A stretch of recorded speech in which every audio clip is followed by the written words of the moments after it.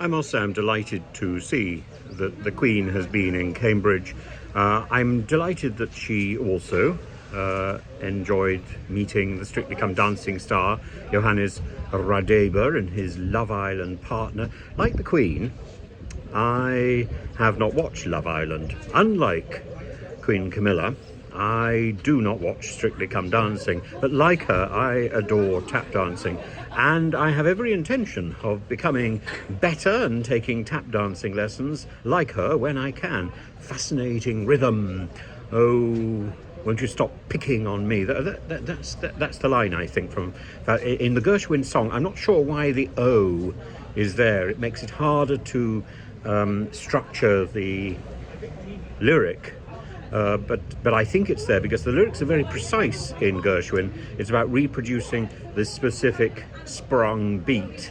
And dancing seems to me about getting that movement right, and about, and as an animator myself, getting characters to move with elegance is the main aim.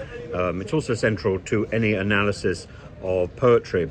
So where the poet changes the beat in a poem, where it becomes literally offbeat, that's the metrical and the literary equivalent of something by the great Fred Astaire.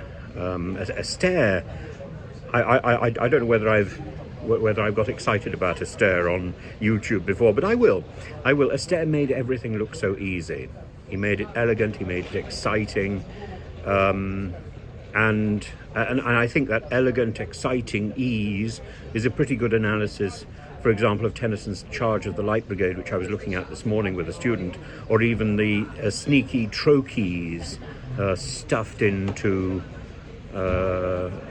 Shelley's Ozymandias, both staggeringly brilliant examples of metrical complexity. And when you go to something like the sprung rhythm of, for example, Jarabanli Hopkins, I think that anticipates Fred Astaire, but it's also something that is itself anticipated in Tennyson's Charge of the Light Brigade, which speeds up as it progresses, and and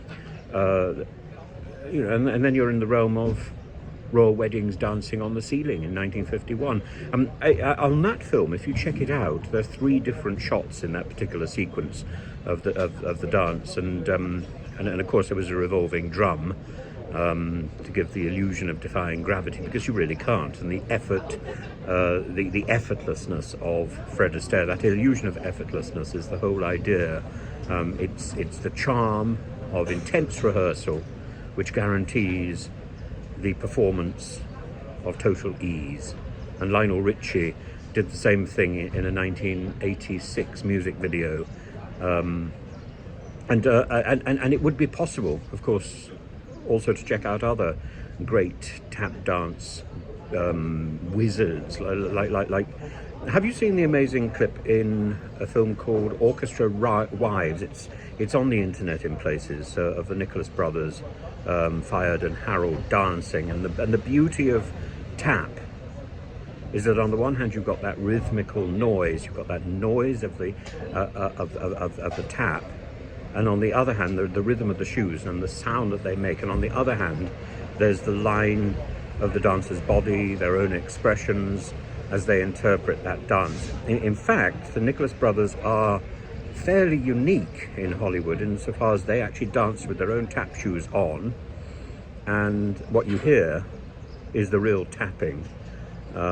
whereas many other dancers in Hollywood put the tap sound on later because their tap shoes, real tap shoes, are fairly slippery, and the polished Hollywood sound stages would have been lethal to any decent tap dancer. When Astaire danced with his sister in the first version of Fascinating Rhythm in the 1926 London opening of the Gershwin show Swing City, the crowd, an early critic said, went ecstatic and gave them a standing ovation for ages and ages, and rightly so. I mean, it was Astaire and Adele who were the big team, not Astaire and Ginger Rogers. And I've long tried to get someone to let me recreate that dance as an animated tribute. And it's probably the only way we shall ever be able to access that show and the genius of that show and the power of that show, except in the printed reviews in the Times and the newspapers, and to get the rhythm in the lyric, required words in fascinating rhythm, required words like flivver and a quiver. A flivver is a cheap car, but it's also a show business flop. It's a modern word for a modern sound. Then there's I'm so unhappy, make it snappy. It's just brilliant, isn't it? Brilliant.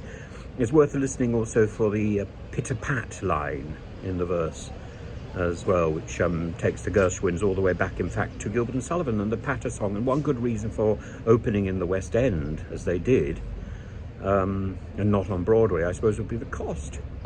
The same thing, frankly, that dictated the pleasure of seeing Chita Rivera in the opening night of Kiss of the Spider-Woman. By the way, so I went to the opening night of Kiss of the Spider-Woman because I had designed the front cover for the play, which was first published, when it was first published, and rather charmingly, that front cover was reproduced in the musical's souvenir program, and I think it influenced the poster image at least a bit. I think the font was influential. I'm rather pleased about that. Anyway, the Queen in Cambridge. The Queen is having a busy week, isn't she? She's making up for the absence of the King, now recuperating, and the Princess of Wales. And I'm going to come back to her in a few minutes. Queen Camilla has been adding volumes to Queen Mary's Doll's House as well. I'm not sure whether that adds to to literature in a sort of pygmy way, I suppose. Maybe. Anyway, well done to Her Majesty for picking up and carrying on. Well done.